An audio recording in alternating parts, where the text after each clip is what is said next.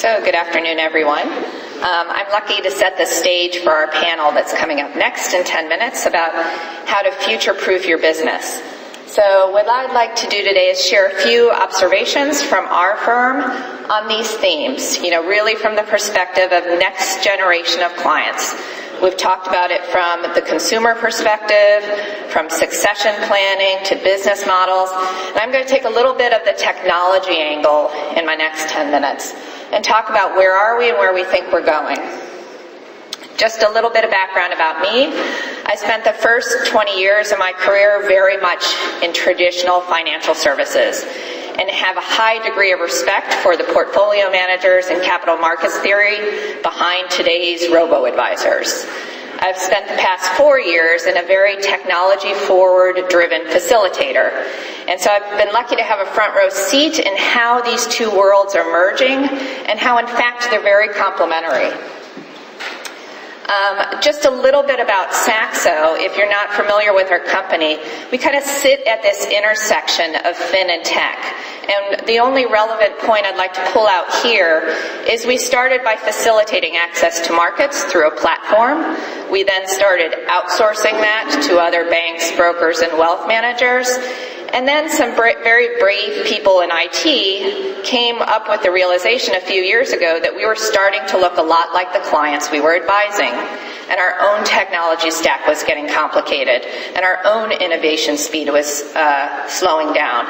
And so we ripped it apart, rebuilt our platform on an HTML5 cloud-based environment using OpenAPI. So fast forward to today, we work with as much financial services companies as new tech entrants, really working on how to create an innovation path and use technology to do that.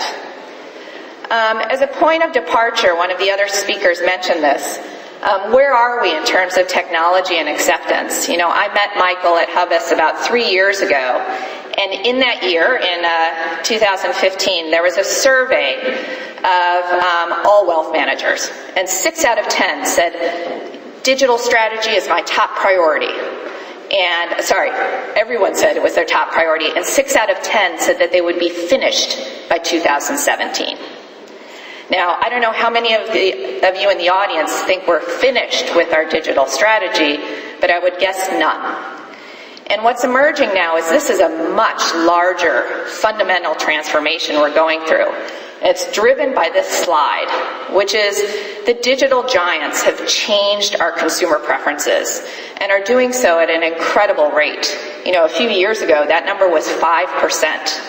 But the fact that a number of next-generation clients would comfortably engage with the people who drive their user experiences in other parts of their life is a really staggering number. And what we're seeing now is clients are taking a real stand on where are we going to land in the future of financial services. Are we going to have, more digital engagement or less? Will, our millennials here are off their gadgets less than an hour a day? Those slides were not expected. Sorry about that. Will women have a larger say in the allocation of wealth based on the trajectory of wealth today? Will we be more or less financial literate with all of the information we are having today, or will consumers still really struggle to take financial decisions? And will we be more or less multi-asset? And what we're seeing from clients is they're taking a very distinct stand on this based on their background, and they're quite different. So to take one example, we come at the world of multi-asset, access to all markets 24/7.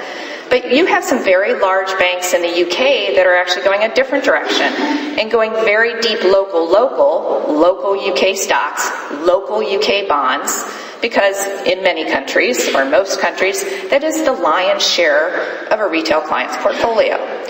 And what is important here is just the idea of taking a stand and then building your technology strategy around that. And I'll come back to this theme. I am not going to have time for all these slides. But the takeaway now, if we fast forward, is really to think about what is your core business.